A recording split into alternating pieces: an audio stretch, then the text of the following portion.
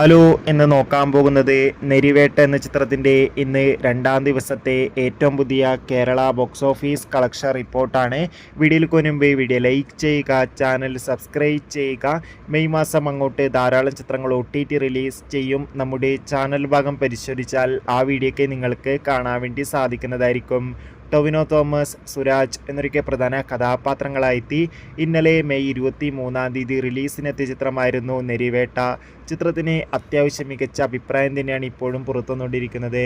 അതുകൊണ്ട് തന്നെ ഏവരുമേറെ ആകാംക്ഷയോടെ നെരിവേട്ട എന്ന ചിത്രത്തിൻ്റെ കളക്ഷൻ റിപ്പോർട്ടൊക്കെ അറിയാൻ വേണ്ടി കാത്തിരിക്കുകയാണ്. ഫൈനലി ഇന്ന് രണ്ടാം ദിവസത്തെ ഏറ്റവും പുതിയ കേരള ബോക്സ് ഓഫീസ് കളക്ഷൻ റിപ്പോർട്ടൊക്കെ ആരാധകർക്ക് മുന്നിൽ പുറത്തുവന്നിരിക്കുകയാണ്. അത്യാവശ്യം മികച്ച ബുക്കിംഗ് തന്നെയായിരുന്നു ഇന്ന് കേരളത്തിൽ നടന്നത്. അതുകൊണ്ട് തന്നെ ഇന്ന് മാത്രം 2 കോടിക്ക് അടുത്ത് വരെ കേരള ബോക്സ് ഓഫീസ് കളക്ഷൻ നേടിയെടുക്കാൻ വേണ്ടി സാധിക്കുമെന്നാണ് ട്രാക്കിംഗ് റിപ്പോർട്ടുകൾ സൂചിപ്പിക്കുന്നത്. നെരിവേട്ട എന്ന ചിത്രത്തിൻ്റെ കൂടുതൽ ബോക്സ് ഓഫീസ് കളക്ഷൻ റിപ്പോർട്ടിനായി നമുക്ക് കാത്തിരിക്കാം. അടുത്തൊരു വീഡിയോയിൽ കാണും വരെ ബൈ.